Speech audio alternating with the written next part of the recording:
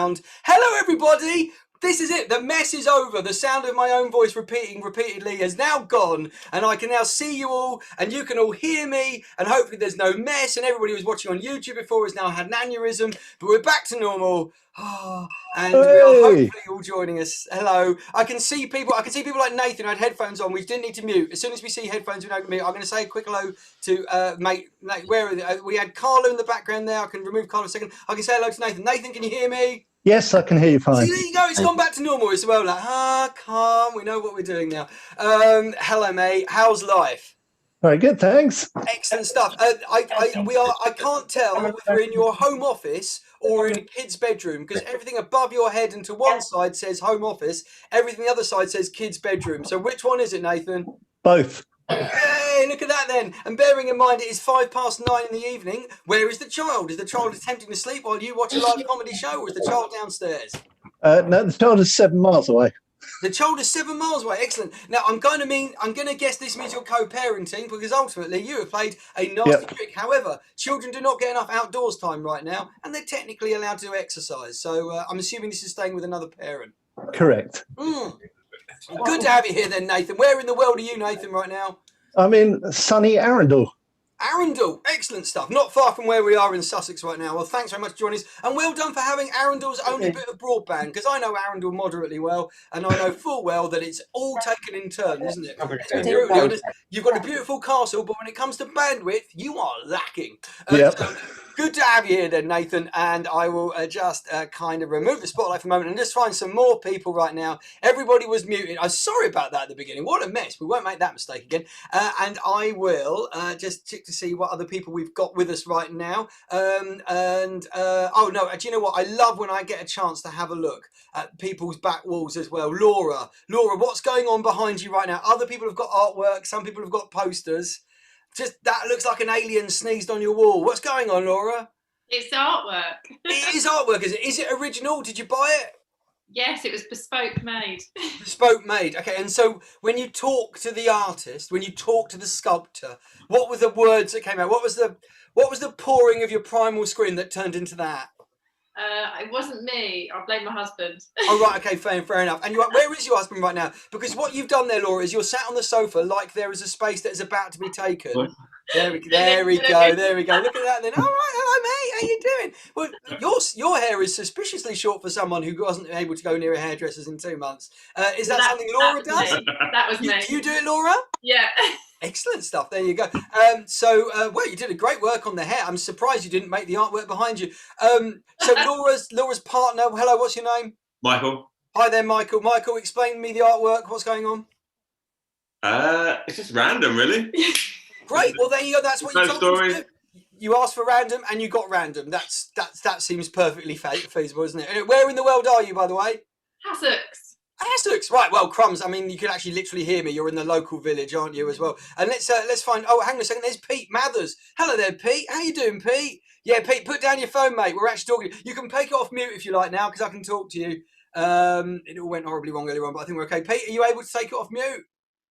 Oh, you can do that. Yes. How you doing, man? You right? Yeah, fine. Yeah, it's good. Well, congratulations on getting every cushion in the house and putting it on that sofa. That's it's good scenes as well.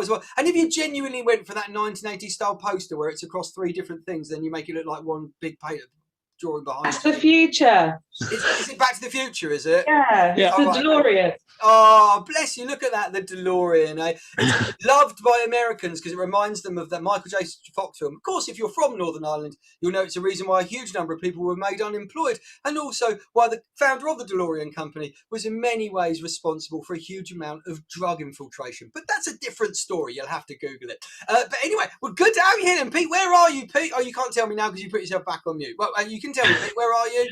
We're in Brighton, Goldie. You're in Brighton, okay, folks. So this is it. We're going out to the rest of the world, but we're still reaching out to people who are local to us. Well, nice to have you here, Pete. Hope you enjoy the show. You can mute it there as well. And then let's see who else we've got. Okay, this is nice. I get a chance to chat to so many people. Let's have a look. Oh, hang on. What is going on in Luke O'Neill's ceiling? Hello there, Luke. Luke, what's happening? Why are we not allowed to look below ceiling height, Luke? What's happening? Hey man, sorry. Yeah, we've got a galaxy light. They're advertised everywhere. Galaxy lights. Have you heard about them? Yeah, I've heard of a galaxy light. Yeah. And I see that. Okay. Well, congratulations for showing off. You seem inordinately proud of this. Is this Is it actually moving of its own accord, or is your other half just waggling the line? I'm going to be really honest with you. My girlfriend is moving it aggressively. Yeah, she's moving. Yeah, she is moving aggressively. Yeah. I thought it was one of those expensive ones that came with a motor. As it is, it's a cheap No, one that comes with a partner. More hands. Sorry? Mummy and Daddy would like to know if you want to join us for a comedy. What? Hello. Right, Why? okay, someone's just nipped in and started asking us whether if you would like to join us for comedy. Mummy would like to join a comedy night. Yeah, it's good. Well, I would love to comment. I think we'd all love to join a comedy night. Look, we got brilliant. We got over 82 people right now live on the show, which is great. I'd like to see that. It's chaotic at the beginning, and I thought there was a huge amount of noise coming. It turns out it was me who was technically not capable. But we've got galaxy lights, which is fabulous. Which means later on, after the show, when you dig out the drugs you found at the back of the cupboard and you lay down the ceiling looking upwards, looking down on the floor, looking at the ceiling, you're just gonna have a brilliant night. They're fabulous. That's why we bought it. Excellent. And then who else have we got? Hang on a second. I'm looking around right now. Who else? Oh, where's Charlene? Hi, Charlene. Hello, Charlene. You're right. You can unmute yourself now, Charlene. Hello. Hi. Charlene, are you particularly warm in your house? Other people right now look like they're kind of wearing 2 or 3 layers. You just got a strappy number on, Charlene. Is your central heating broken? No, I was wearing a Disney jumper, but then I thought I'd take it off for the occasion. Right, fabulous. Well, it's not that sort of gig, but you know what? You're in your own I home. didn't put makeup on. I'm not about to throw you out of your own home because of poor attire, to be honest with you. And you can wear whatever you like, though, Charlene. And I've spotlit you now, and I'm pretty sure when I look back at the YouTube metrics, as soon as you come on just wearing a strappy number at home, there's a slight spike in audience numbers, I imagine. Who's the gentleman next to you right now? I can barely make him out. Hello, who's that? Hi, I'm Mark. Hello there, Mark. Good to have you here then, Mark. What do you do then, Mark? Apart from not have to undress Charlene because she does it herself. What do you do, Mark? I do web design. Oh, right. Fabulous. Well, seeing as you work in computers, if you're curious, the thing on the left of you is a woman. So congratulations. I worked in IT for many years and I didn't meet many women. Downloaded fucking thousands, I might add, but met very few, I have to say. Right. Well, look, let me tell you how it's going to work. This is the Krater Drop-In. The way this works is quite straightforward. What you don't realise is behind the scenes, we have other room called a green room right now where comics have come in and they get a chance to chat to each other and catch up with how they are. We've got a little YouTube stream of this going out so they can see what's going on, so they know who I'm talking to, and they're going to come in. So our first act coming up shortly will be Esther Manito. I'm just mentioning this right now so that the people who help run the show can go and grab them and then bring them back in. And then when she's here, I'll say a quick hello to her and then she'll take over. And each of them will just do a handful of minutes in the Krater style. You guys give them loads of love. We'll unmute some of you so they can hear your laughter, which is the best way to ensure that we enjoy it. But of course, if it's noisy, we'll have to turn it off. Though realistically, it looks like the majority of the problem is me not knowing how to work my microphone. But when they come in and do that, you give them loads of love. And also, the other thing you can do as well as giving your love is you can give your money. Boom, boom, boom, boom. Because we aren't able to perform right now. And so if you've enjoyed this evening or enjoying it right now, or just struck by a sudden sense of empathy for our plight, or just sympathy, realistically, then you head to tiny.cc/drop-in-chip-in. Now, I found out earlier on that it's case sensitive. So I've tried to put every single fucking variation of drop-in, chip-in into the system to make sure that you can't go, the URL's broken. It isn't. Do it all lowercase, do it all uppercase, or do what's known as title case, and it will still work. Any other variations, it won't. But there's the word drop in, chip in, tiny.cc/drop-in-chip-in, and that will be shared amongst all the comics once we pay for the things that make this possible. Right, anyway, you guys have been absolutely lovely. I'm going to see whether Andrew's going to give us a thumbs up if we've got Esther with us. Have we got Esther with us, Andrew? We do. Excellent stuff. So I recently performed live with this woman, and by recently I mean a month and a half ago. But you're thinking, hang on, how is that possible? Because that's because we were touring Dubai. That's right, we joined the Instagram wankers to go over there in the heat while the rest of you were fist fighting in Lidl for the last tin of beans. Yeah, losers. Fuck you. But she was excellent. I said, you've got to come and do my gig. Of course, my gig is closed, the Komedia, though that said, it will reopen. Oh, May 17th, eh? Can you wait? Can you wait? Oh, fuck, it's going to be incredible, isn't it? How shit-faced, how much of a mess is Britain going to be on May 18th? Can you imagine right now? People who've only... And also, how small a pub measure is going to be compared to the stuff we've been giving ourselves for the last 2 months, eh? Do you remember measures in a pub? Right, okay, they're that, aren't they? We've been like this. We're going to go in and say, can I have a gin, please? And we're going to go, what? Hang on, that's the thing I swill out before putting the next one in, regardless. We performed together in Dubai, then everything shut down, so it's great to see her here on the screen. Your love and enthusiasm. If you've got your mic off, then lots of applause. If you've got your mic on, I want to hear all your laughter as we welcome to the virtual stage the brilliant Esther Manito. Hello. Oh, this is so exciting. Hi, guys. I'm so excited to be here doing a gig with you all, especially for Komedia. This is super exciting. I've got to say, though, I mean, I'm getting kind of used to the Zoom. I know it's a bit weird, isn't it, essentially? Because normally you'd be like, I'm going to go for a night out. Let's go for a few drinks first. Then we'll hit up Komedia. But what this is essentially where you've been all day. Just stay there. Friday night celebration. So I know it's a bit weird, but I actually quite like the Zoom gigs, I've got to say, because between the first and the second lockdown, I think that was the period, was it? That was the period when we had Eat Out to Help Out, which, by the way, I've now told my husband is a sex move. You're welcome. But I've got to say, right, but in that period, they reopened. Someone's manically typing in the URL as we speak. I can't find it. Is that just me? Miss Marple. I'm going to carry on. So anyway, so in that period between first lockdown, second lockdown, they decided to reopen loads of like the comedy venues. And I rocked up at one. And the guy who was running it was just really into Corona, like really into the rules. Now, I know we've all got to be respectful and respect the virus, but this person, like, you could tell this was his moment. He'd been waiting for this moment for a long time. So I rocked up and he was like, I'm not going to let more than 6 audience in at any time. And I was like, oh, this is going to be fun. We're going to have a really good time. It's going to be really warm, buzzing environment. He was like, I don't want them spread out around the room. Don't want them touching at all. I was like, cool. It's great. He's like, I don't want to wearing a mask the entire time, even when they're sat down. Okay, it's going to be good. I just got up on stage and looked around this room of 6 geezers all spread out, wearing masks and holding a pint of beer each. And I was like, oh my God, this looks like a pedo's wake. Like bleak, do you know what I mean? Like proper bleak, depressing is what it was, depressing. So like I say, I've got used to the Zoom gigs, I have. Although a lot of the time I've been doing them for large corporate companies. I've been doing a lot of corporate gigs. Now I did have an experience with one company. Now I can't tell you who for legal reasons. So let's just call them Schmamazon, right? So I did this gig for Schmamazon and the guy who's in charge, when I say the guy who is in charge, I don't mean the lizard man. I don't mean not the one that's in charge of all the lockdowns, but one a little bit further down. He sent out an email to 600 of his employees and he could not have made an online comedy gig sound more depressing if he tried. This email went out to 600 employees going, can you all log on at 3:30 because we've got some kind of woman who's going to tell us jokes during this very difficult time where thousands of people are dying every single day and we don't know if our jobs are secure and we don't know what the future holds, but log on and she'll try and fill us with a sense of joy during this very difficult time. Kind regards, non-lizard man at Schmamazon. And as a result, surprisingly, 600 people all logged on, went on mute and then just got on with shit around their house. So I'm just sat in front of a computer just watching all these little boxes of people doing the ironing, putting the dinner on. One woman was giving herself a Brazilian wax and I had to watch the entire thing and she was thorough.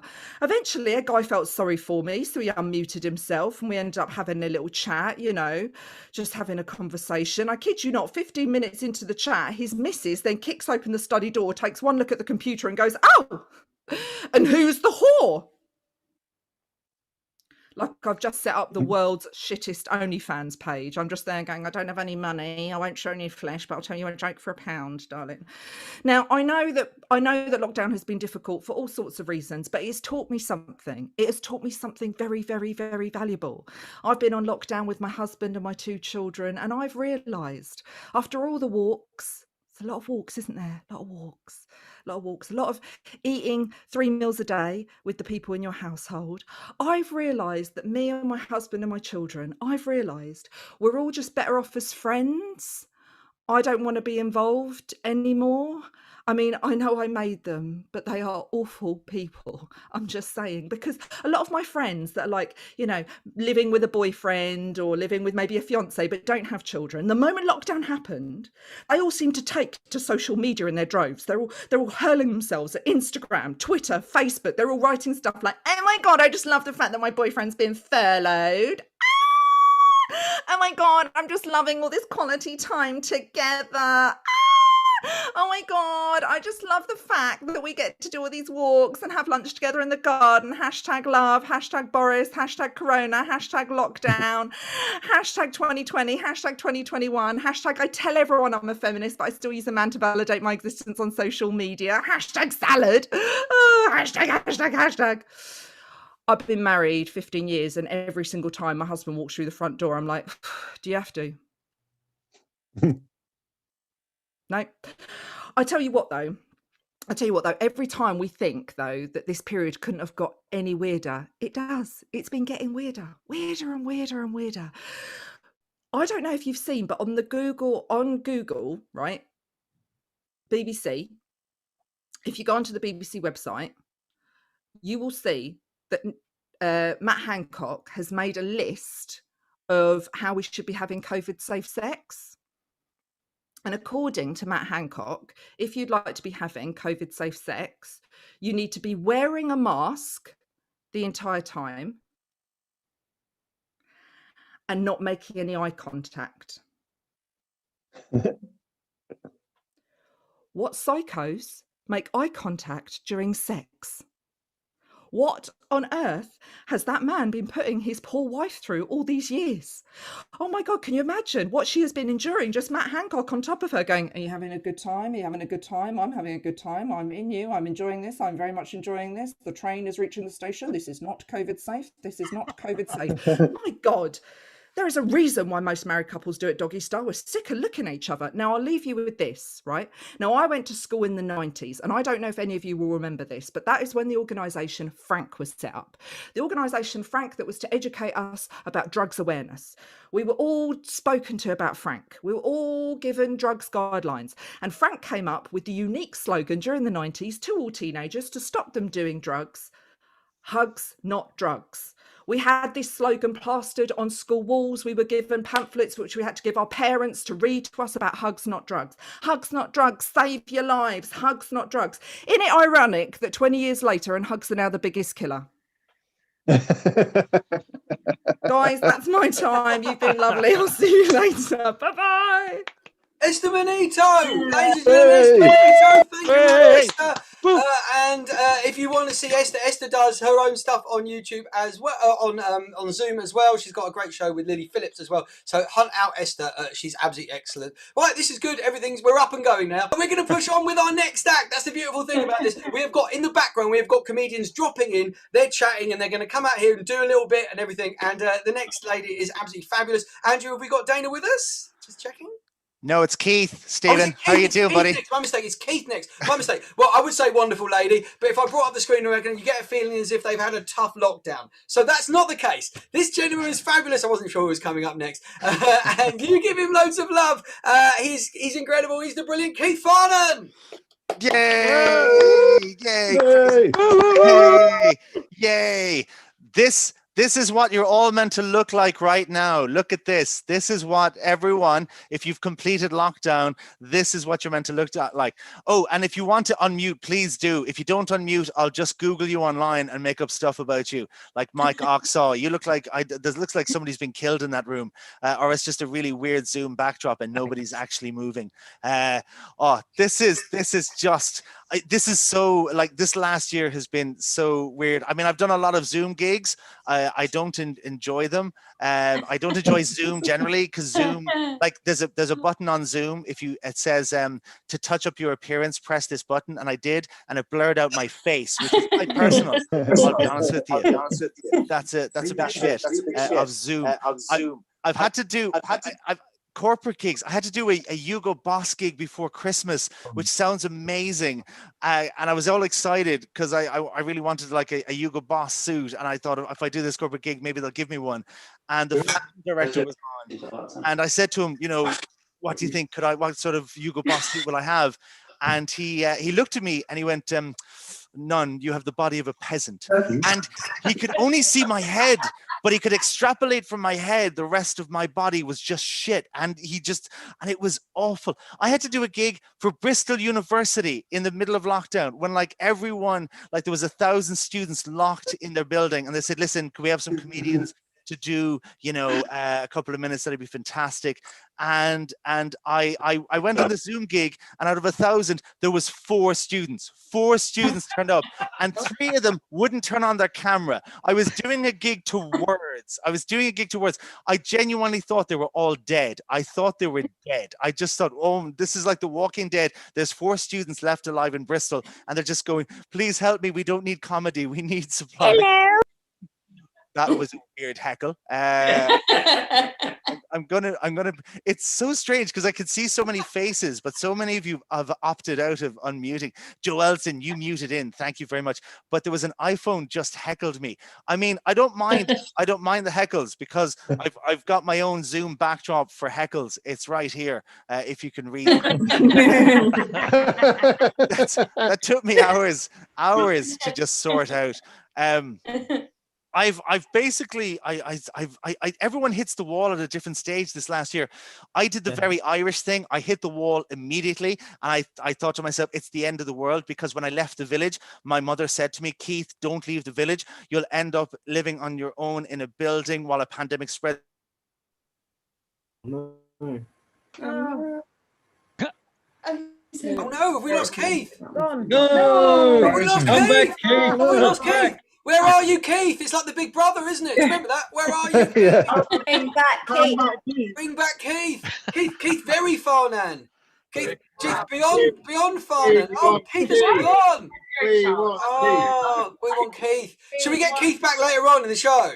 Yeah. Right, yeah. Keith far gone. Keith had gone. Right, okay. Well, look, you know what? In the old days of stand-up, people would die halfway through the show. Now it's just a connection. I mean, I'll be honest with you. The ability to just basically unplug something rather than explain why a joke went to shit is so much more straightforward. As for dealing with hecklers, by the way, I'm going to find it tough when I head back to Komedia and I haven't got a mute button on your faces. That is going to be tricky for me. Right, we'll find out what happened to Keith. We're going to push on with our next act. And Andrew, is Dana with us? I think Dana next. I'm not sure. Is that right?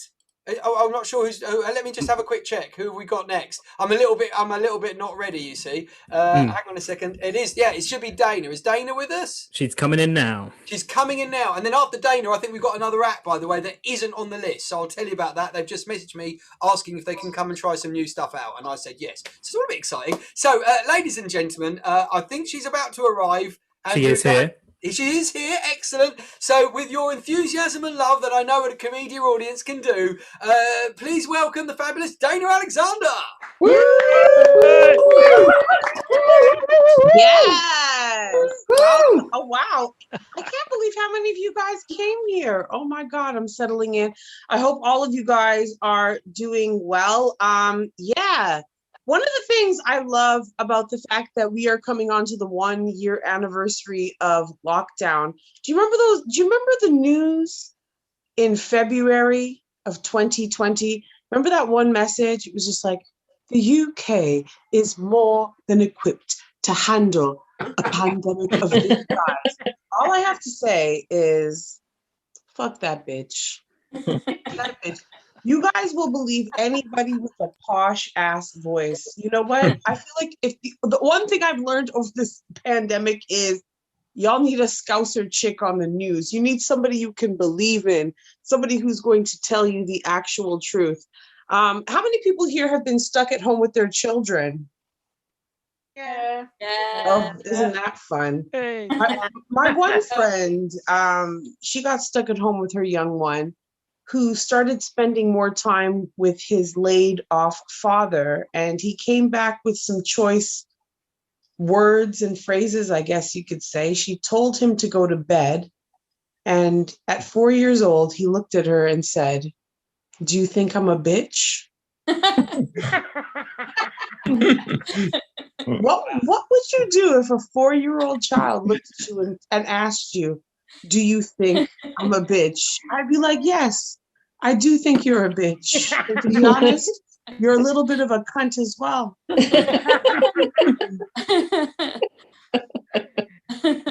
you know the good thing is, though, the one thing I thought was very interesting about, I don't know, being off was online dating. I love looking at fucked up profiles. I think I found the most fucked up and hilarious dating profile I have ever come across. Now, I'm not trying to be, I don't know, I guess you wouldn't call it area-ist. He's from Chingford, and I think this is probably what he would sound like. This was the profile. DJ /songwriter / composer / MC / model. Single dad. Openly bisexual and playful. Mixed race. Watch this now. Quarter British, quarter Bengali, quarter P word. I'm not saying it. Quarter Arab, quarter Spanish. You notice how he's 5 quarters. Son, 4 years old. I know how to treat a woman like a queen. I am an open-minded gentleman, and I love like-minded people. Live, Ilford, work, Primark. That's where I got this top, let's be honest. Born, London, live with flatmate. This is the best part. My flatmate is the mother of my child. Also, she comes hospital with me when my son becomes ill. My son is suffering from bronchitis / asthma. Ask me anything. The one thing, I'm going to end on this one last joke. And, you know, because people want to talk about coming correct, politically correct, this and that. But, like, there's a point where, like, we have to start, like, claiming responsibility. I did this gig back in the days when you could do gigs and people could come into a building together. And I'll never forget, I was doing my set, and all of a sudden I just heard this snap in the middle of my set. And this gigantic man who had been sitting on a fold-up chair had broken the chair and was on the ground. And everyone was just so horrified and so shocked for this guy. I'm selfish. I was like, this motherfucker just wrecked my gig. Everybody's full of fat pity right now. And all I could think was, it wasn't even like, okay, yeah, he was fat, but he was also 6'7". He had no business sitting on that chair. You don't see me trying to sleep in a cradle at night. Do you know what I'm talking about? Like, when I saw this motherfucker, and everyone was like, oh, this poor guy. Then we had to stop the show.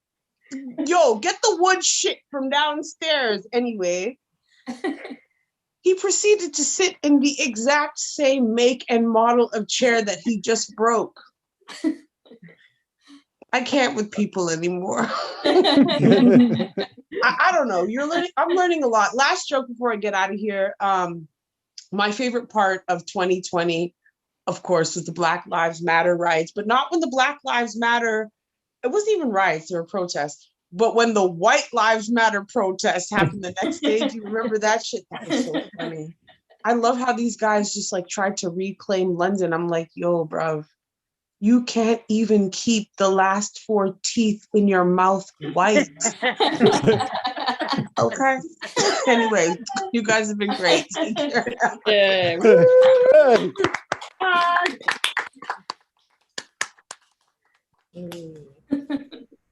Am I off? This is so awkward. You're off spotlight now, Dana. I don't know where Stephen's gone. Stephen. Hello, everybody. I am here. There he is. I'm here. Sorry. I'm sorry. I just said Dana Alexander. I started talking about how great she was, and it was all muted. So I do apologise, Dana. I gave you the best back reference you could ever possibly imagine, but it's now just disappeared into the annals of history. Right, that was Dana Alexander. We found Keith, by the way. His house hasn't been burnt down, and he isn't dead. So that's the key thing. But we do have another guest that I didn't even know was going to be coming, but that's the whole idea behind this. I reached out to the rest of the comedy world and said, if you want to try some new stuff out, you absolutely can. He said, can I pop in? I said, of course you can. So I think he's about ready to go. Please welcome to the virtual stage the fabulous Simon Brodkin. Yes, hello. Good to be on a Zoom gig.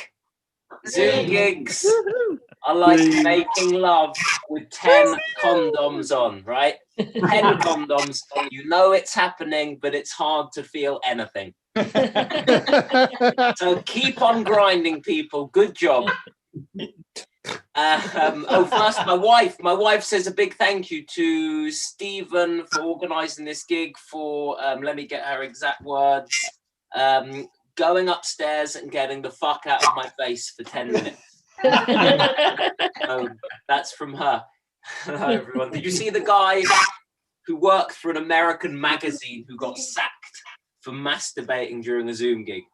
A Zoom staff meeting, rather, for the New Yorker magazine. I presume there was just one woman he fancied, but he had to stop every time someone else spoke and the screen changed.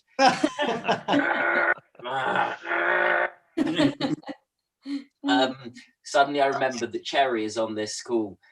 Oh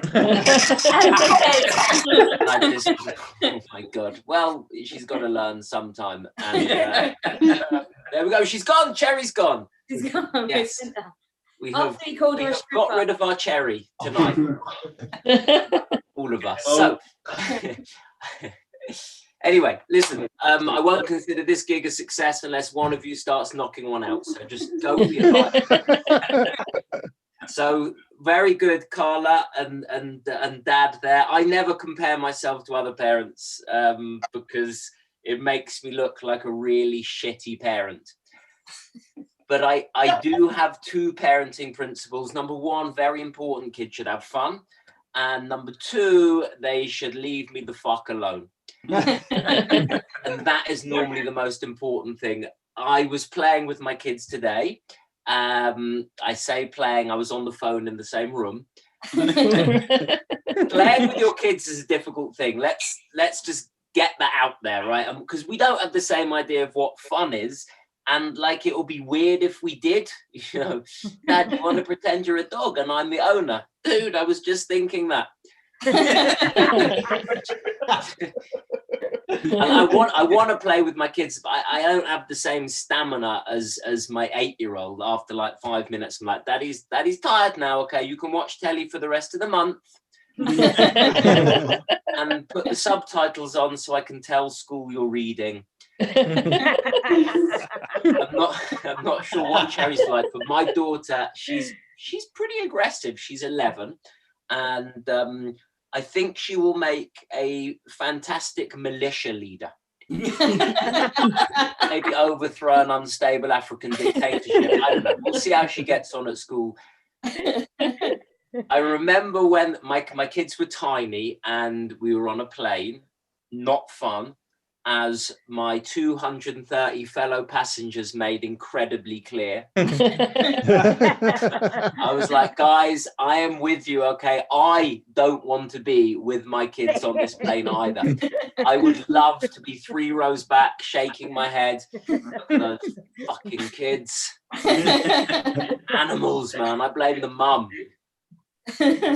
But I'm not, I'm sat there between my kids and I'm surrounded, and I just have a colouring in book and some crayons to keep them entertained for 7 hours. Now, whatever problem your child has, crayons are never the solution, right?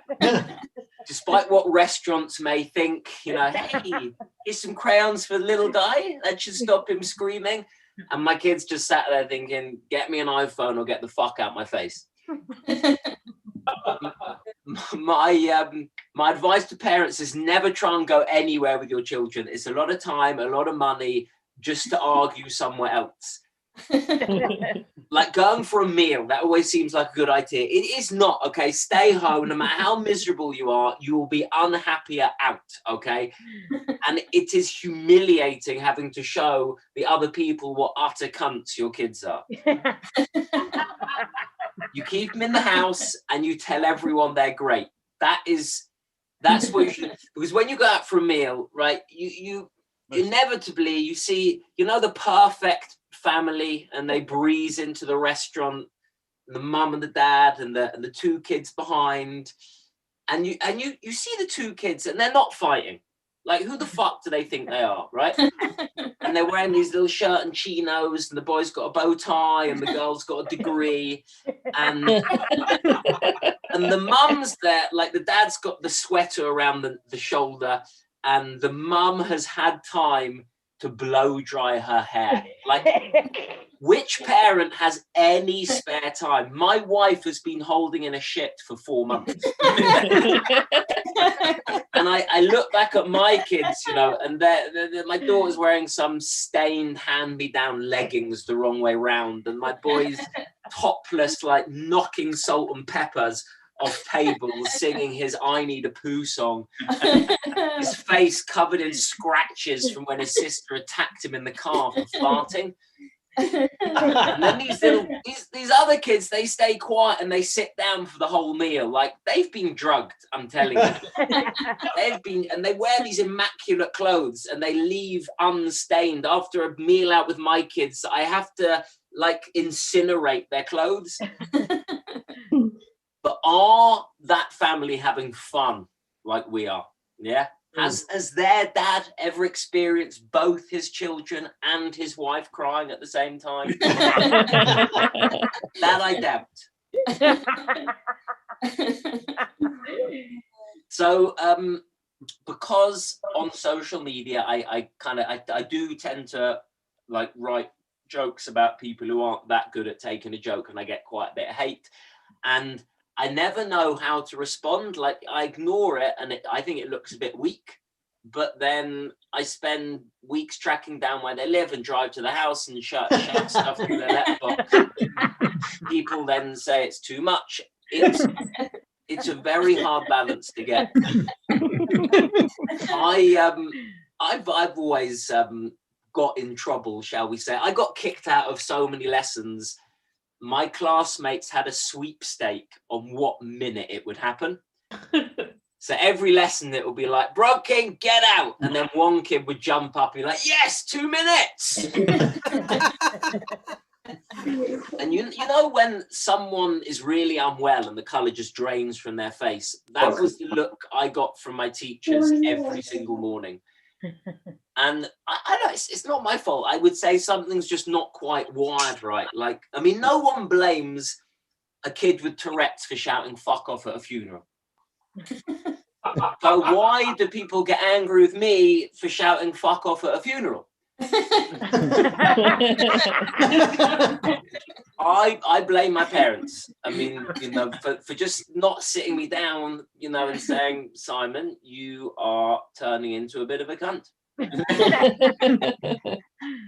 I piss people off. I gotta say, no matter what I do, no matter how hard, my Uber rating is 2. Right? There are people who have taken a shit in the back of the car with a higher Uber rating than me. Out of seaweed and fire and digging. Someone describing the shit they took in the back of a car. Seaweed, seaweed shit. My Uber rating's 4. What a lovely Brighton heckle that was. It's organic seaweed. Chorizo. I don't want to go to Mars. I hate long journeys. 7 months, way out of my comfort zone. My wife, I think, will be fine. She would sleep the entire journey. Honey, we're 2 minutes from landing, and guess who's done all the driving? 7 months. 7 months. And when you get there, there is nothing to do. Like, why not just go for a long weekend in Lincoln? But people are queuing up to go to Mars. You know, NASA have got this volunteer thing. You sign up for, they're looking for people to go to Mars and never come back. How crappy do things have to be to volunteer to go somewhere where there is no oxygen?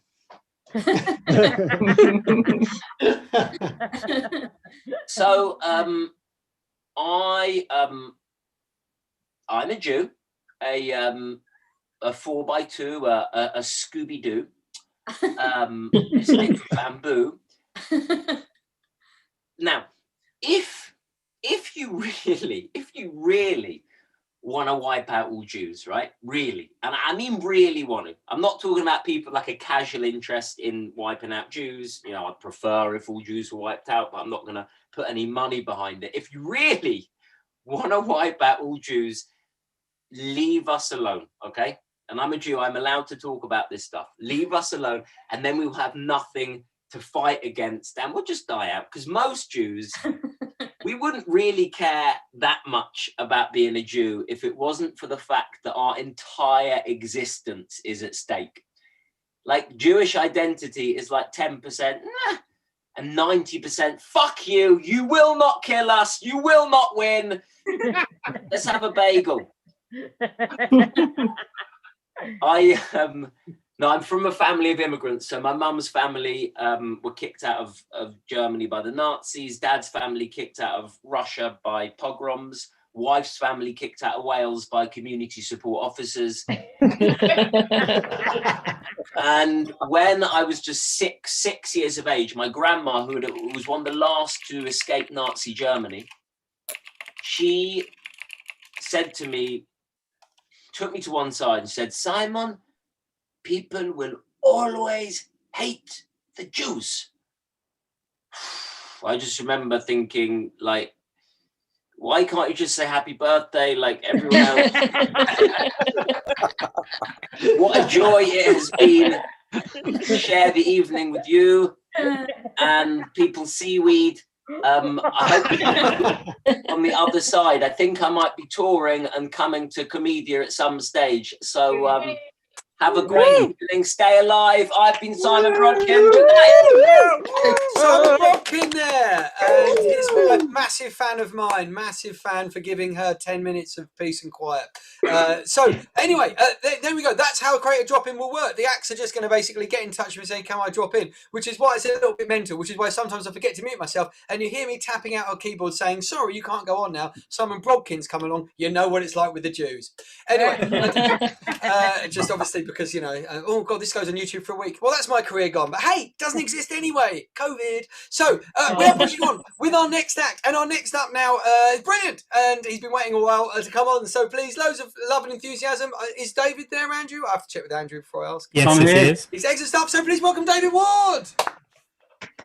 Hello, everyone. What's happened? What's happened? I don't know what's happened. I've been chatting for an hour. I just had my teeth whitened as well, and I'm very good on the radio. That's all I'm saying. I don't know what's happened. Anyway, you can see my whole front room apart from me. I'll take you around the pictures if you want. That's bizarre. I'm so sorry.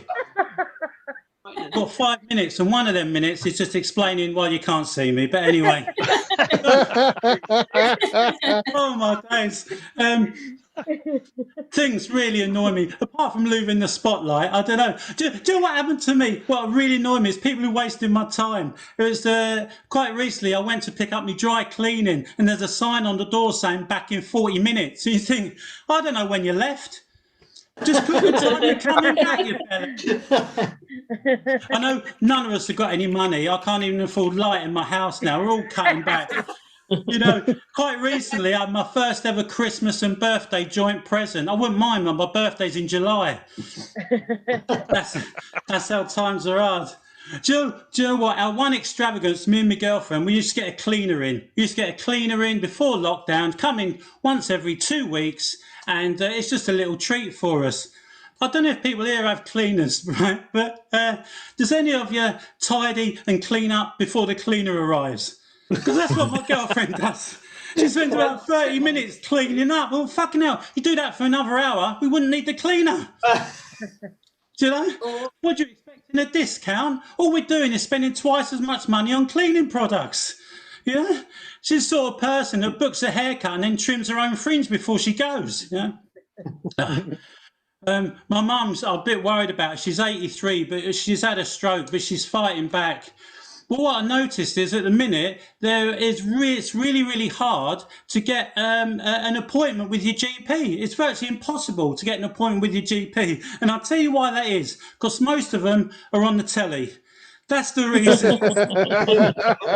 My mum's saying, oh, I really like that nice Dr. Hillary. He's fantastic. I really wish he was my GP. I thought, no, you don't. He's on telly 5 days a week. When are you going to get an appointment with him? He's up at 3 in the morning. If he does see you, he's going to be tired, you know. And then she goes, what about that nice Dr. Rams, that nice Dr. Zoe? They're fantastic. Yeah, they are fantastic, but they both signed up to do pantomime, didn't they? I don't know about you, but I don't want widow twankies sorting your meds out. That's all I'm saying. And you've been examined by the Wicked Witch, because she's going to put things up your bum that are not needed. That's all I'm saying. I haven't got any kids. Me and my girlfriend, we told we can't have kids, so I just make jokes about it. It's really sad.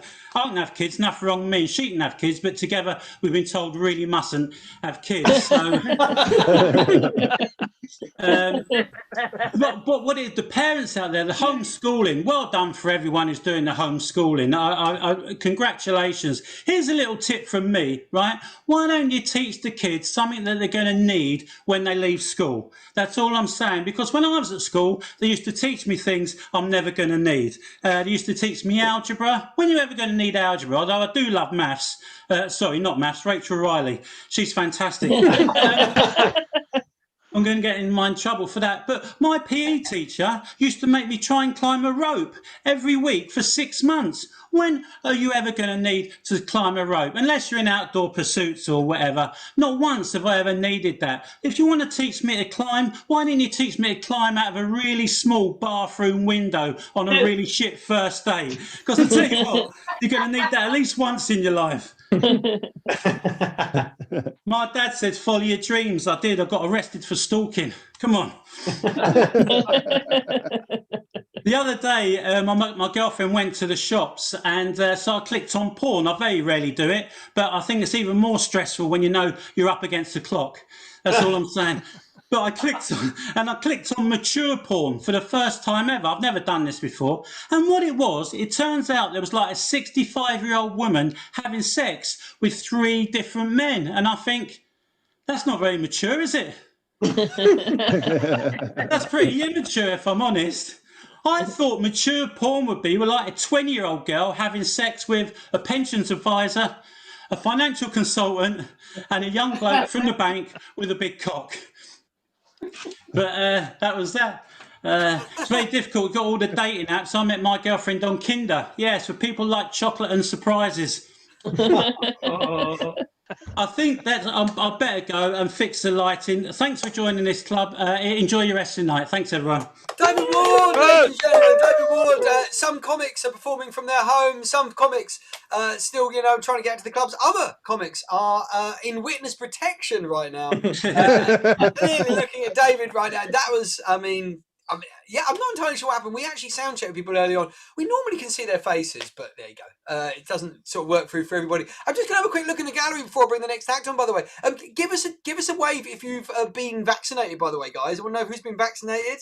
Oh, down there, Nigel's been vaccinated. In the background, Joe Elston's been vaccinated. Charlene's been vaccinated. John Ross, that's interesting. 1 vaccinated, 1 not vaccinated. Is that the case? Is that the case for you right now? Hang on, I think I'm muted. Yes, it is, yeah. How come? Do you work in healthcare and he doesn't or something? Or Yeah, I'm a radiographer. And I'm not important. Hang on a second. A radiographer? I mean, I know you're really important to kind of the medical process, but what I love most about radiographers is that when you tell people that it's not going to damage them to have an X-ray, you then immediately walk behind it.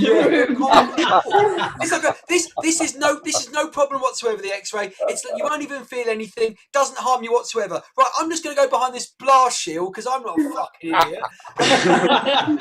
The chances of you getting coronavirus through 3 foot of concrete, I think, is fairly small for an airborne disease. But anyway, well done. So you're vaccinated, but you aren't, sir. Is that the case? Yeah, no, I'm not important enough to. No, not important enough. Oh, bless you. Well, I was checking, but you're still doing all of your scans and everything for all the other problems. Is that right? Yeah.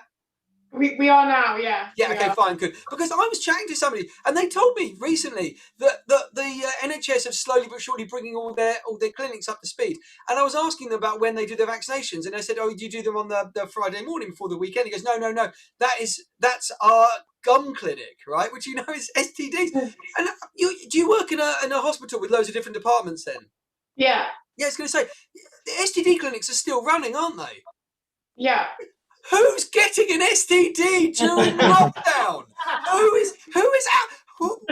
What could you possibly do? I mean, like, realistically, we can't hug people, let alone fucking penetrate them.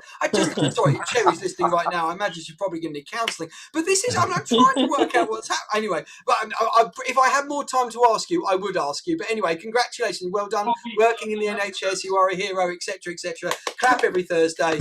Blah, blah, blah, blah, until I got sore fingers and then you wouldn't see me because it wasn't important. Right, okay, we're on with the next act, and I believe they're in the room with us, so please welcome Charmaine Hughes.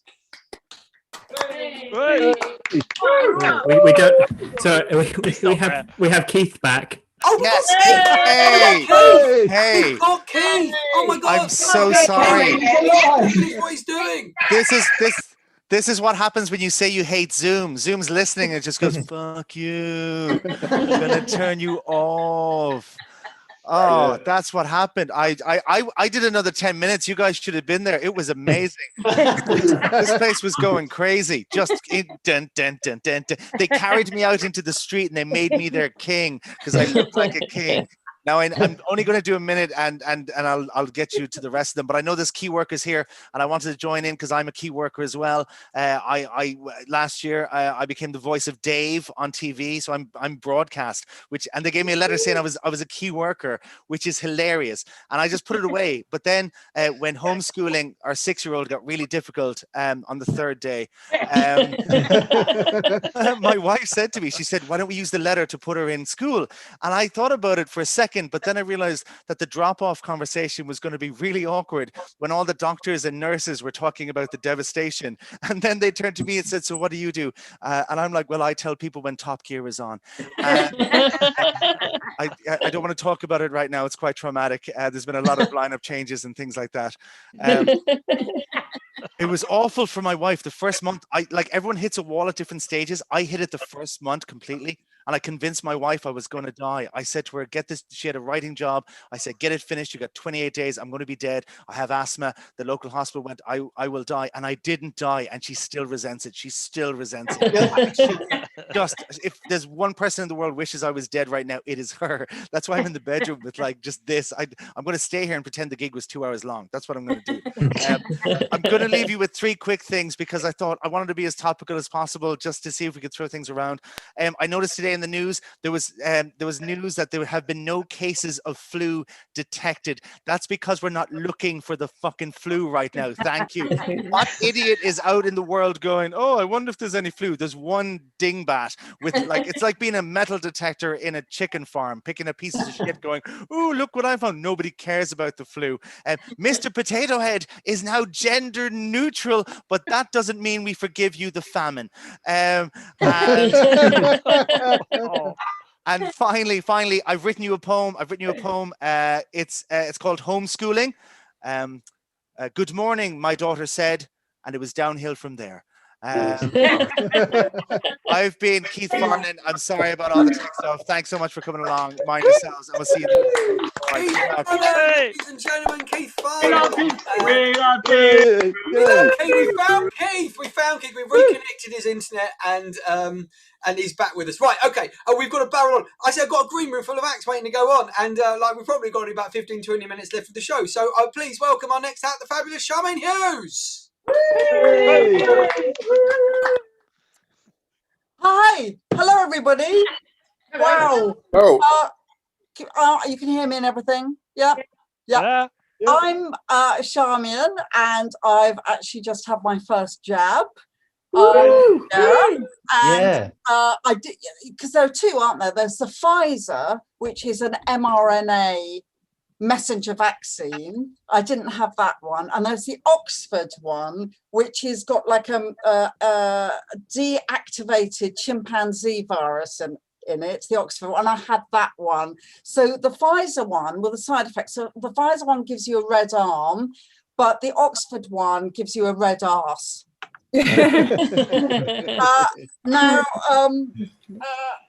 I don't know, like the whole of what we've been through has been so weird, and we're about to come out of it, I think. But I don't reckon it's the first time in history we've experienced this thing. I think that even like in medieval days, if we were all medieval, all us on Zoom now, we'd be having the same sort of conversations, wouldn't we? Like, do you know anyone who's actually had this bubonic plague? Well, my neighbour thought she had it, but luckily it was the Black Death. Are you going to the apothecary to have your toad prick? I'd like to, but they're doing the old people first, you know, the over 35s. So I'm thinking of changing my name now. As Stephen and everybody else, they want to introduce my name as Charmy, and they intend to, because they've seen something happens to people when they try and say my name. It comes out as something else. So I've decided that instead of being Charmaine Hughes, to make it easy, I'm going to change it to Charmy Hughes, because I think it makes me sound a lot more fuckable. I mean, no, likeable. What happens? I can see I've got weird spellings of your names. Like, is that a Rachel? I see. You Rachel? Yeah, but you've got your spelt with the A and the E in that way. And I bet, do people try and call you Raquel? Or because that's what happens. Always spell it wrong. They always spell it wrong. Yeah. Yeah. Oh, with my name, people, they kind of think you haven't got a normal name, so I'm going to call you what the fuck I want. I'm going to call you Charmanian. I'm going to call you Charlemagne. I'm going to call you Charmaine. Now, my name Charmian is a different name from Charmaine. Different linguistic roots. Charmaine, that's my name, Charmian. It's from the ancient Greek and it means little joy. And Charmaine is from the Middle French and means little tart. My name actually comes from Shakespeare. It comes from Antony and Cleopatra. Cleopatra is the great queen of Egypt. Charmian is her slave. I mean, why did my parents do that? Cleopatra, queen of Egypt, Charmian, her slave. Cleopatra, she still gets my name right. She doesn't call me Charmaine. Her death speech, she's under a lot of pressure, Cleopatra. She's going to kill herself. She goes, bring me my robe, put on my crown. I have immortal longings in me, Charmian, right? She doesn't go, Charmaine. Give me me crown. Bring me robe and me rampant rabbit. Give it a wipe.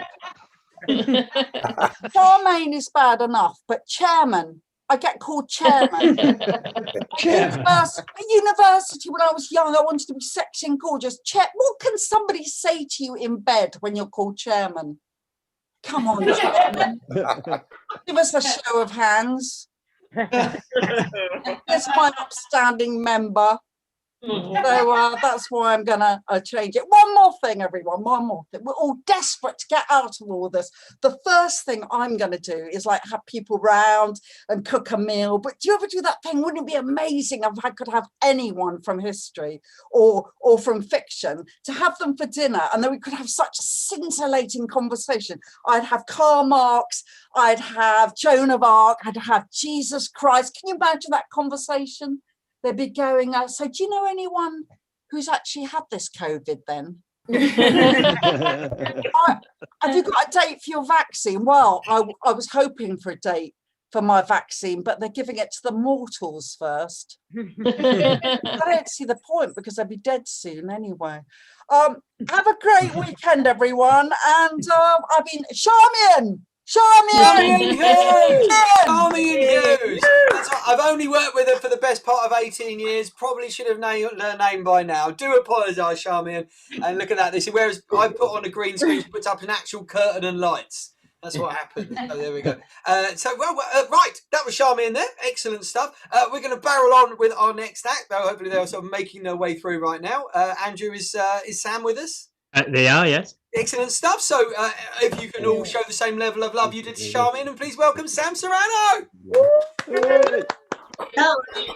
Thank you so much for having me. And I'll start my set how I have to start every set, which is with an explanation of what the fuck I am. So I'll introduce myself because I know it's a bit weird that I've just come on stage, because what you're expecting as a comedian, what you've got is some sort of gay child. So I'll give a bit of an explanation. My name's Sam. I'm quite camp. I'm camp because my mum and dad divorced, so I didn't have a male role model growing up. All I remember about my dad is whenever he heard the song "Here Comes the Sun," he used to shit himself and run away from responsibility.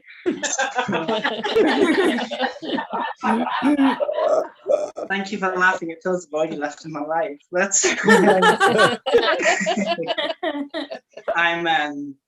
I'm not gay as well. Don't worry if you assuming I'm gay is not offensive. It's just fucking educated guess at this point.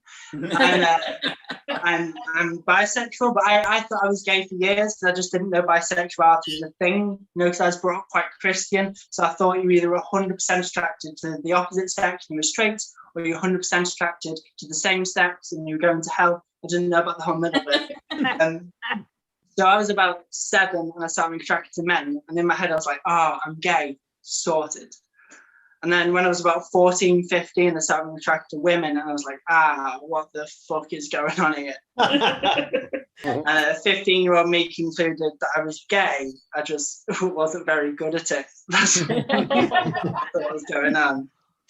I came out to my nan. And then a few months later, I had to come back in again. I said to her, I went, Nan, I've got something to tell you. She went, you've got a girlfriend. I said, not quite. I went, Nan, I don't like women. And she went, what, you're a misogynist? So she still has no idea what's going on. Whenever I talk to people about coming out, they always go, oh, you're so brave. Coming out is so brave. And I'm like, my family are all pale eating, Guardian reading, Radio 4 listening liberals. Like, coming out to them was fine, Like, coming out to my family is probably the least brave thing I've ever done. Like, I've tried to pay for a bus ticket with a £10 note. That was fucking brave. My uncle doesn't talk to me anymore, but it doesn't match the look of disapproval the bus driver gave you when he had to do maths, I'll tell you something else about myself. I've got learning difficulties, which is fun. People say stupid stuff to you when you got learning difficulties. My mum's the worst for this. She always goes, Sam, I wouldn't want you any other way. Which is bullshit. That makes it sound like she wanted me to be disabled. Like when she was pregnant and people were going, do you want a boy or a girl? She's like, oh, I don't mind as long as it's got no social skills whatsoever. Teachers do it to me too. They go, Sam, just because you've got learning difficulties doesn't mean you can't do what other people can do. Which is exactly what it means. I'm glad you like that bit. Not everyone does. I had someone come over to me after a gig when we were allowed to do live gigs. They came over and they went, you were fucking disgusting. I went, excuse me? She went, you were vile on that stage, pretending you've got learning difficulties. I went, I'm not pretending. I've got a thing called kabuki syndrome. It's a bit like autism. And she went, no. I know you've not got learning difficulties. I was like, you're not my fucking doctor. How do you know? And I know you've not got learning difficulties because I've just seen you talk for 20 minutes. So you're not properly disabled, are you? I know it sounds really bad, but I think it's the most supportive thing my mum's ever said to me.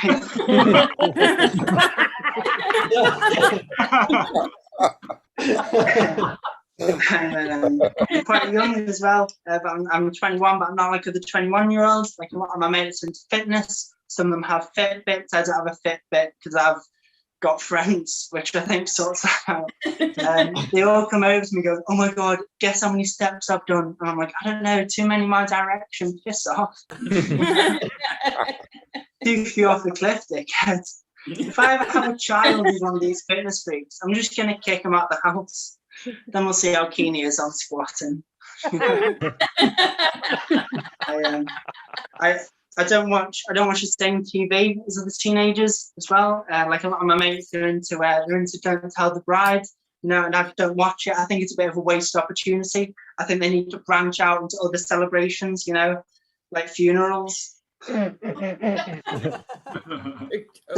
Nobody judge me because there's not one person here who wouldn't watch Don't Tell the Widow. All right. Fucking great show. And yeah, that's my 5 minutes. Thank you very much. You've been absolutely lovely. Thank you. Sam Serrano, everybody. Sam Serrano, thank you very much, Sam. Brilliant stuff. And I first saw Sam when I was hosting an online gong show in Manchester. It was one of those shows where the audience basically vote for you to leave the stage, but they did it online, so they just cut you off, and he won it as well. So obviously, I just thought, well, that guy's brilliant. So really pleased to get Sam here. Next up, our next act. I've worked with this guy for many, many years, and the last time I worked with him is when we were doing outdoor shows in 2020, and we were thinking, do you know what? We love comedy. Doesn't matter what the weather. Well, it was during the torrential storms in Brighton at the Open Air Theatre in November, and it was sideways rain, which made it too difficult to see. I actually lost a contact lens to the rain coming into the side of my face, and we looked at each other and we said it was still fun. So genuinely a hero of comedy. Please welcome the phenomenal Ian Stone. Hi everyone. Hello. Hello everyone. I'm Ian. Nice to see you. Don't do that. Don't do that. Listen, normally I love a heckle, I'll be honest with you, but I'm so out of practice it'll be shit. So let me see if I can just really funny. Let me just see if I can muddle my way through 5 minutes of some random thoughts. I should say oh my God, Stephen, what have you done to him? I should say, by the way, I've done a few of these gigs on Zoom. I don't know if you heard the story about the bloke who apparently was at a Zoom meeting and he was masturbating. And I thought, well, it's quite a funny story to tell. So I went on stage at a gig I was doing. I said, "Hello, I'm Ian Stone. Nice to meet you. I'd like to assure you that I'm not masturbating," right? Which is very funny unless you haven't heard the story, right? And it's just a little weird, to be honest with you. Anyway, I've got some notes here because I'm so out of practice. I mean, I genuinely have no idea whether any of this. I've been watching, because normally I used to talk a lot about the news, but it's too fucking depressing, to be honest with you. But I watched it today and I was reading about Shamima Begum, you know, the 15-year-old girl who, if you don't know the story, Shamima Begum, she was a 15-year-old girl and she left school and she went to Syria to fight with ISIS, right? Yeah. Now, I used to bunk off all the time, right? I mean, I just went down the shops, you know. I used to just go down the shops, have a look in, you know, our price or something on Camden High Road. She went. That's commitment, isn't it? You know, should we do geography or should we go to Syria with ISIS? Fuck it, let's just go. Do you know where Syria is? No, I haven't got a clue. All right, let's do geography first, and then. Anyway, I've been. I was going to tell you what I've been doing, but I've been doing fuck all. I've been. Who likes walking? Isn't it brilliant? I tell you what, I'm never fucking walking again. I've had enough. I'm going to get people to carry me about in a chair or something from now on. I injured myself walking. I just walked and I hurt my foot. I've been walking so much. There's no punchline to that. I'm just sharing. I don't know how anyone else has been coping. Edibles. I've decided to go in for edibles lately. It's been quite fun. No, don't. Seriously, it's getting through a year of lockdown on Nigella Lawson fairy cakes with an added ingredient has really helped. To be honest with you.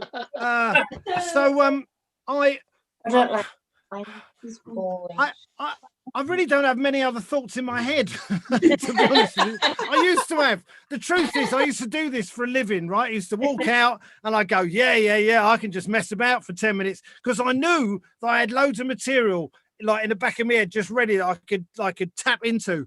But I haven't done a gig in about 3 months, so I haven't got a lot of thoughts, to be honest with you. I am 2 cards. Yeah, that's right. The Gong Show. The Gong Show. Anyway, listen. I'm not going to overstay my welcome. But if anyone wants to come and see me live when this is over, if I can remember some other bits and pieces, it's quite entertaining. Really, it's sort of shit in a good way. This gig, isn't it? It's sort of weird. Anyway, look, I genuinely, I was just actually I only really came to sit in the green room and talk to the comedians, and then they transferred me in front of you. Suddenly, oh shit! I better think of some jokes. I really don't have anything else that's in the head at the moment. So it's been nice to meet you all, and I hope you stay safe and all that. I'm Ian Stone. See you soon. Cheers. Bye. Bye. Ladies and gentlemen, Ian Stone, who genuinely is funny even when he says to you he's got nothing funny to say, which is I think, to be honest with you, you're being overly generous because you're making him be, but when he returns to the circuit, he literally doesn't have to do anything, which will be a rude awakening when that comes. Anyway, brilliant stuff, Ian. Thank you. Right, mate. we've got to barrel on because I think we've got 1, 2, 3 more people to go, and that will take us pretty much to 10:30 when this is an hour and a half show. So, ladies and gentlemen, please welcome the virtual stage, fabulous Paul F. Taylor. Hey. Hi everyone, Paul F. Taylor here, comedian number 100. Yeah, there's been a lot of us. Thanks for giving us therapy. That's what this is. And I've not, like Ian, I've told no jokes in a long time. I've written a lot of things down. I mean, a lot of comedians, when they're going to do something new, they write it on the back of their hand. But I wrote mine on a bit of paper. But look, I drew a hand. The complete experience. I mean, lockdown's been tough, guys. It's been real tough for us comedians. Oh God, we are victims. I'll tell you that. But it's not been the hardest. Oh no, it's been harder for other career groups, like hostage negotiators. It's been real hard on them. Oh God, down for a hostage negotiator. Oh, I wonder what that'll look like. Well, let me show you. Come on out with your arms up. Oh, we can't. It's a lockdown. Oh, okay. Well, stay in there. Can you release the hostages? They can't release the hostages. Oh, okay. Have you got any demands? Toilet roll. Pasta. Have you got pasta? No. That's the first one. So, have you noticed? We're doing all these Zoom calls. I'm doing a lot of them now. It is a lot harder to prank call people on Zoom. Have you noticed? Oh, you're there going, I'm looking at you. Do you know who it is? Yeah, we can see it's you, Paul, with the display. Oh, okay. Hi to Mum.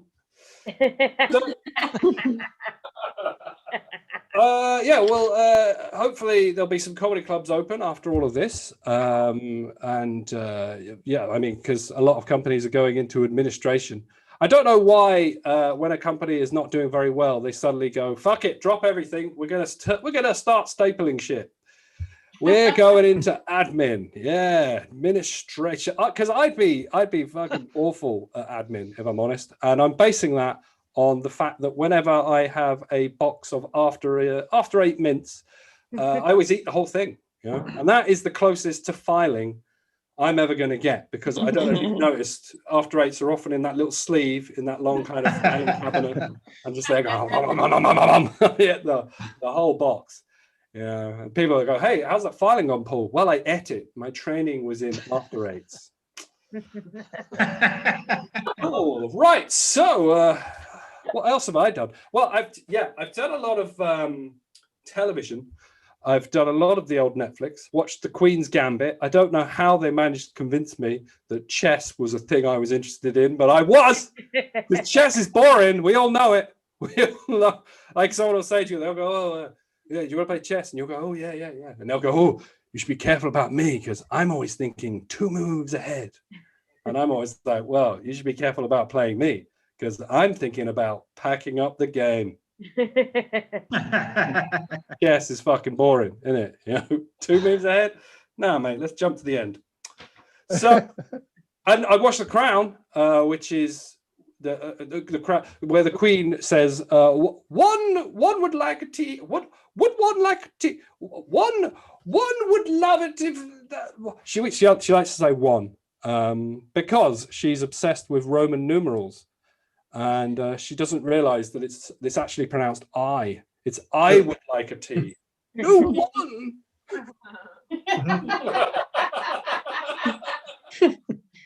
That's the end of that one. Yeah. Do you think actually that the Queen thinks that her servants are being sarcastic when they go, "Here's your tea, Your Majesty"? Does one think I'm being somehow rude for not making it? Okay, less on the Queen. So I ordered a sofa online, and it came, and they couldn't get it through the front door, which is why now I think all doors should just be the same fucking size. They should just standardize door sizes. Then when I order a sofa, they'll ring me up and go, "Oh, we can't bring you the sofa," and I'll go, "Oh, why?" And they'll go, "Well, we can't get it out of the shop. It's too big." You still own it, so you can come in and just sit on it and read. Okay, all right. One last thing. I had a dog.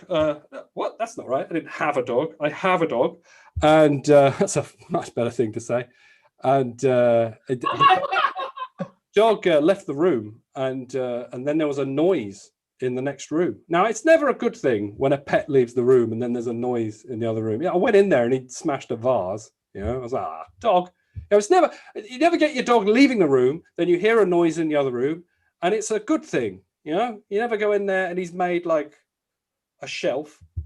Thought you'd like it. No, he's fucking smashed the vase, dickhead. Well, that's about all I've got. So that was great. Yay! Hey. Paul F. Taylor, everybody! Paul F. Taylor. It was a hanging great. Paul, I don't know if you want to chip in there or something like that, but you went, "That was great," and he sort of left it. He sort of breathed in, and that was it. So anyway, right. We have, Paul, was there another thing you were going to say? He's turned his video back on, but that was it. Was there another thing you were going to say, Paul? No. Right. Well, it's good important we knew. Thanks very much, Paul. Chipped in where it really mattered. Thank you. Right. We've got 2 acts to go. Normally I would do some more stuff with you guys, but I want to give the acts a chance to do it as well. We're going to do this every Friday, by the way. And if you do enjoy this, please do chip in if you possibly can. Tiny.cc/chip-in, the begging thing that's come across the bottom. You'll have ample opportunity for me to mention it until you're bored out of your skull later, and then you can contribute if you possibly can. Right, 2 more acts to go, both of whom I have done stuff with, who I really, really love, and I'm sure you will love them too. So please put your hands together. Welcome the fabulous Lauren Patterson. Hey! Am I off mute? Yeah. Is there a sentence that sums up the last 11 months better than what? Just confirm I'm off mute. What a year I've had, guys. Obviously, we're coming up to like the 1-year anniversary. So this is how my year's gone. This time last year, I had 2 goals. Goal 1 was to be on a panel show. that's what I wanted. I know it might be a little bit weird to admit that. Some comics like to be humble. No, I'm not ashamed to admit it. I wanted to be on a panel show. Goal 2 was I wanted to get engaged because I'd been with my fella for 3 years. And I was like, that's the time that wedding bells start ringing. So that was February 2020. February 2021, I'm single and I work in Morrison's. Well, that went well, didn't it? So, I came back up to Newcastle during the pandemic, and my fella stayed in London because we thought it was going to be over in a couple of weeks. So we were like, our tenancies ran out anyway, we'll save money. And I got a phone call on April Fool's Day. Now, bear in mind what I was expecting to happen this year. Phone rings, and I was dead excited. I was like, what better way to propose to your comedian girlfriend than by proposing to her on April Fool's Day? This is incredible. So I answered the phone all excited. He started telling us how he didn't love us anymore, how he didn't see a future, how this pandemic had made him realise that we weren't right for each other. And I was like, how fucking hilarious is this? What better way to propose to your comedian girlfriend on April Fool's Day than by pretending you don't love her anymore? And then he's like, I won't marry her. Crying with laughter down the phone, and he was like, you're taking this remarkably well. And I was like, well, this is the best day of my life. And he was like, oh, I'm glad you wanted this as well. I was like, of course, I've wanted this for so long. And he went, I'm glad we're on the same page that this is over. And I was like, what? He went, this is over. It was a really weird silence, and I genuinely, I'm so embarrassed to admit this, went, it's after 12 o'clock, so I think you'll find you're the fool in this situation. In April Fools in you. So I ended up single, and obviously trying to date during a pandemic is very, very hard because couldn't do anything, couldn't go anywhere. And like a true girl who's gone back to her hometown, I started talking to somebody who I'd known since a teenager, who we'd always sort of had a little bit of chemistry, never really had a chance to hit it off. So he also just broke up with his girlfriend. So we decided to go for a walk, but he had a very, very bad breakup. Now, I used to live in London for 4 years. I could burst into flames in London and nobody would give a single fuck. Nobody would carry it. I'm back in Newcastle, I can cough and someone 4 streets down will go, Lauren, is that you? Is that you, Lauren? You can't do anything without someone noticing. So me and him on this walk, and we were a bit like, oh God, hope nobody sees us. We see 2 girls coming towards us. Now, this is June time, so a good few months into the pandemic. We see these girls, his face drops. I went, is that your ex? He went, no, it's not my ex, but it's her best friend. And I was like, right, well, you're over, so, we're not doing anything wrong. You're just going to have to just get through this. So we walked past, and they gave a very polite hello, and he went, she's not going to be happy. She's not going to be happy. And sure enough, his phone lights up, all these messages, ping, ping, ping, ping. I had a read, and they were like, you cheating fucking scumbag. I knew you were cheating on me. Who the fuck is she? Who the fuck is she? Face saw you with some little blonde slag. And I was like, still passing for blonde. This is fucking incredible. I haven't been to a hairdresser in 4 months and I still look blonde. Text your ex and tell her I want to kiss her. Thank you so much. You couldn't really do much. Right, this is going to sound so tragic. Please don't judge me. I was very lonely and very single and very heartbroken. I genuinely got a job at Morrison's. And because me and this guy couldn't really do much together and no restaurants were open, look, I've gone red at the memory of this. I got a job in Morrison's so that we could see each other. I love it. That's peak pandemic single, isn't it? I got him a job at Morrison's and we would time our breaks together so that we could have dates in the canteen. And it was going quite nicely, but like all things, it sort of fizzled out. And then I wasn't too bothered about it fizzling out. I knew it wasn't going to go anywhere. What I am bothered about is he has now been promoted to a fucking supervisor. I think that's the most Lauren Patterson thing that could happen, is that I tried to get a boyfriend and got a new boss. That wasn't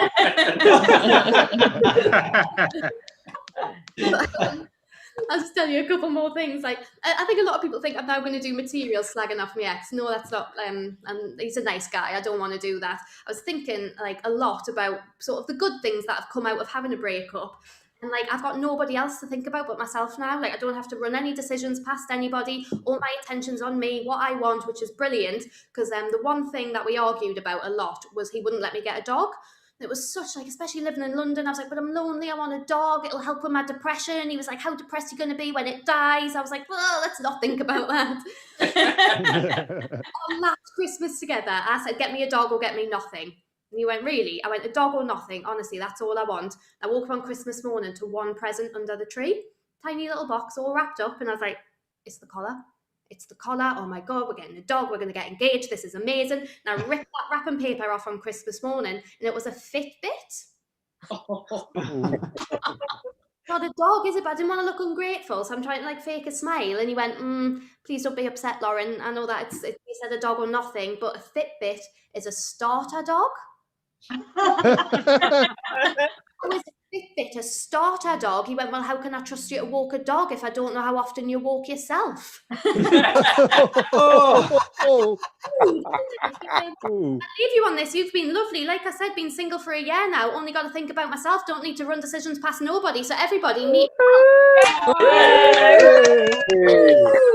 What I know is like being single back up north is like when I was on dating apps in London, everyone my age, late 20s, didn't have kids, single, carefree. Back up north, all the profiles were lads being like, if you can't handle me son, if you can't accept me son, then you don't get me. And I was like, oh, no thank you. Now I've got Ralph. My dating profile is literally, if you can't accept me son, then you can't have me. So cute. Lovely. I would write more tax deductible material about my dog. Thank you.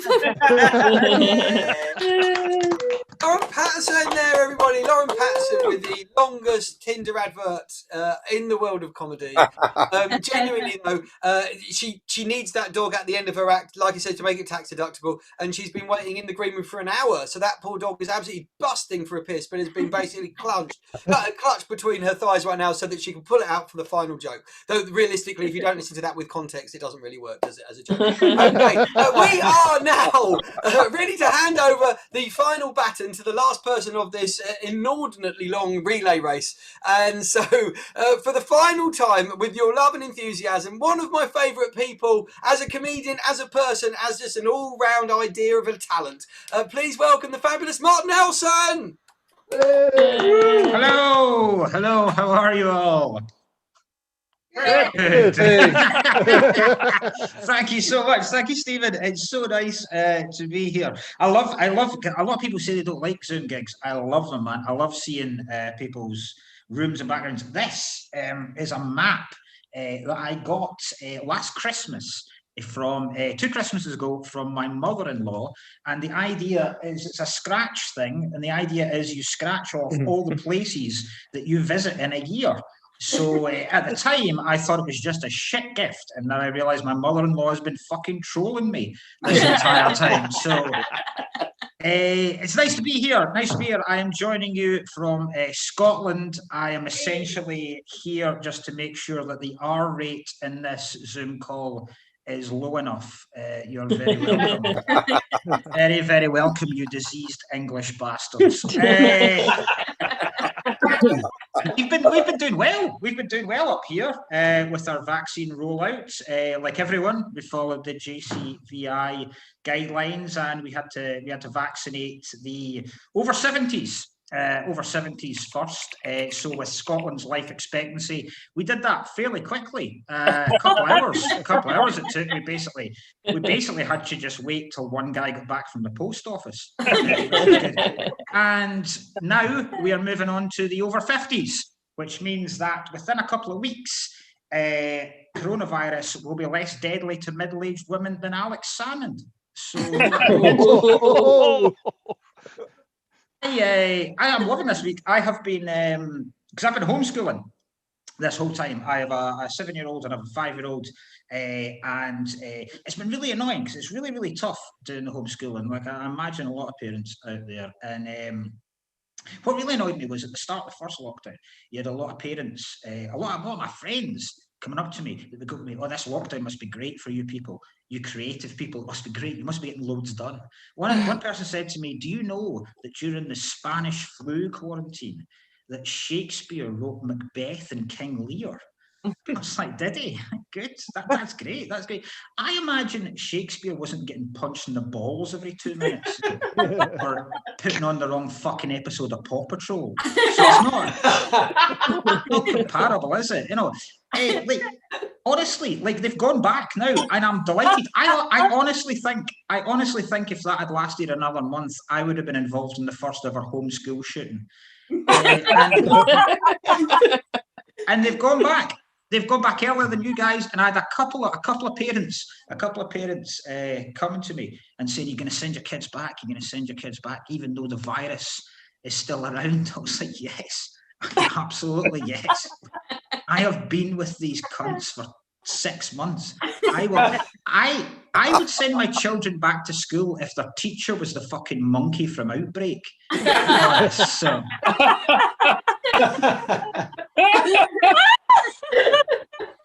And we had a thing. I don't know if anyone's done it, because we had Christmas, obviously, and I've noticed how difficult it is to discipline my kids now. And we had a thing over Christmas. I don't know if parents have it there. We had a thing called the Elf on the Shelf, which is, if you don't know it, it's an American idea that we've taken on board.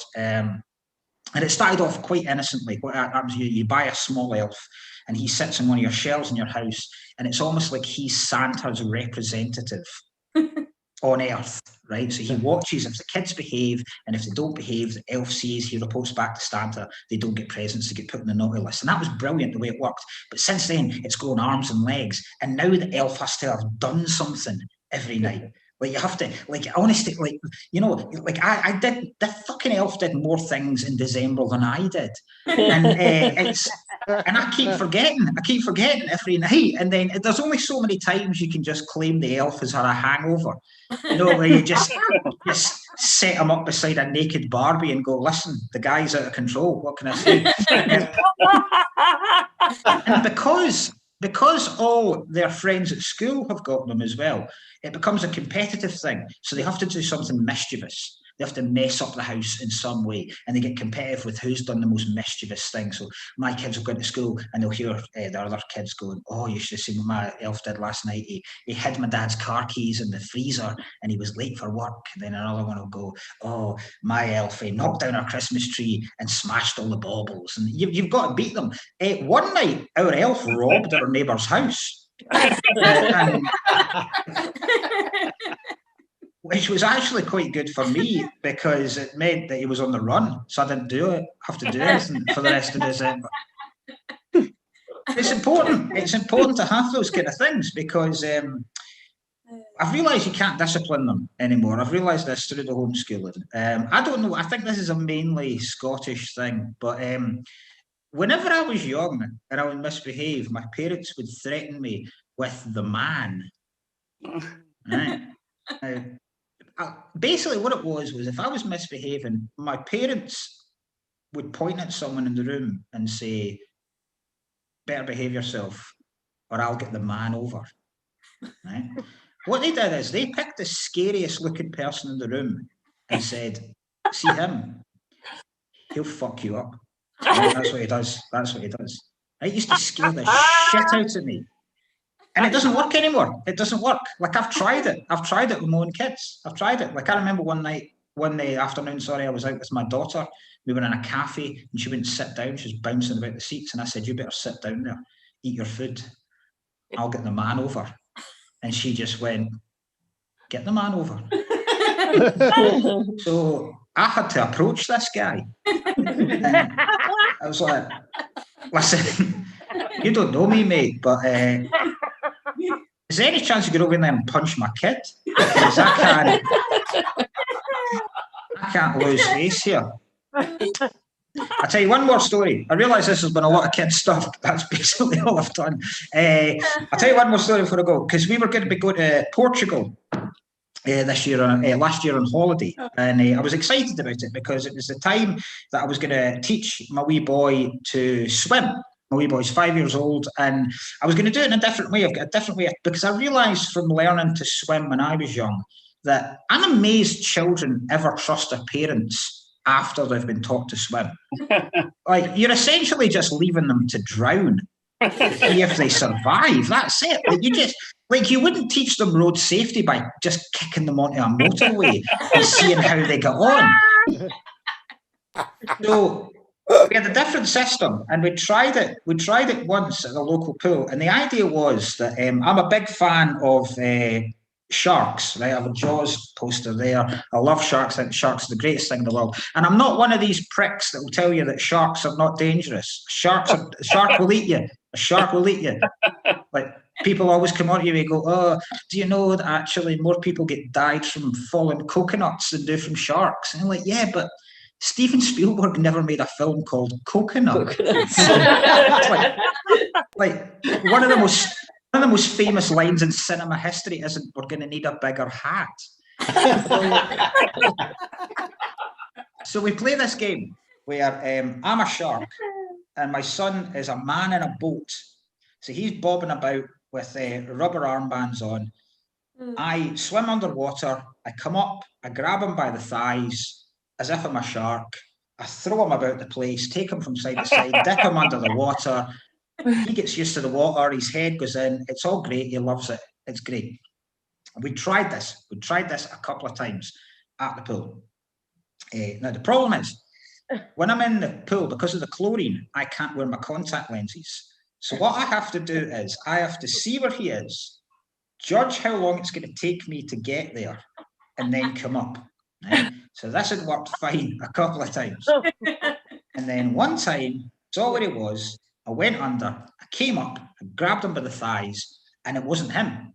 It wasn't him. It was just a random child that I had grabbed by their naked thighs. I was fucking throwing this kid about the place, taking it from side to side. This kid's screaming its head off, so I'm going, my God, he's loving it this time. And I'm throwing him about, and his poor parents are sitting beside the pool, relaxing. All they've seen is this underwater sex offender appear and try and take their child. Or a torpedo, if you like. And I'm throwing him about, I realised my mistake. I got out. I had to apologise to the parents, and I couldn't even claim it was a genuine mistake because my son has blonde hair and he's not Chinese. Ladies and gentlemen, this has been fun. I'm definitely going to come back and do this again. This has been great fun. Keep supporting it. Take care of yourselves. Bye-bye. Bye-bye. Mark Nelson, thank you very much, Mark. Excellent stuff. Well, look at that, guys. That has been a full show, hasn't it? Crumbs. Look at that. I asked comics to turn up, and they did in their droves. I think mostly out of curiosity. Thank you so much to all of you right now. A variety of faces I've seen. I've seen children slowly go to bed. I've seen, what have I seen? I've seen people with a variety of backdrops. It's quite sweet, actually. On John's screen as well, they're slowly going to sleep. On Luke's screen, he keeps kissing his partner, and she kind of puts up with it to a point, and then sort of doesn't really carry on. She's not even listening anymore. You're right there, love. That's fine. Yeah, he's still with you right now. Yeah, I know. You're tactile to the point of holding her hostage. I'll be brutally honest. So, anyway, there you go. Hi, Luke. There you go, Luke. Yeah, she's with you for the money. Anyway, look. The key thing here is money. I just said that thing. You might have seen the scroller underneath me while I've been talking. Well, in order to make this happen, we kind of will need to ask for contributions. So if you've enjoyed the show, an hour and 40 minutes with, I believe it was 12 stand-up comedians, some of whom that you would, you may have needed to go and seen, like in a theatre or something like that. If you can chip in, like, I don't know, $5, if there's 2 of you watching a 10 or something like that, that'd be absolutely brilliant. tiny.cc/drop-in chip-in, because this is the Krater Drop-In show where we don't know who's going to turn up. I've already got some great people lined up for next week. So if you want to come next Friday, 9 o'clock, please do. And I've been Stephen Grant, so if we can hear it once more time, please, for all the acts we saw tonight there. Thank you very much. And Komedia hopefully will be back the first Saturday after May 17th. Both Bath and Brighton will slowly reopen their doors, and we would love to see you there when that happens. Thank you, everybody. And thank you. Thank you. Thank you. I don't know. Link in the chat. Bye, everyone. All right, yeah, I'll keep it in the chat. Yeah, in the chat. You guys can carry on talking to each other. You don't want to type. Oh, okay, right, hang on. Type. You're right, Carla.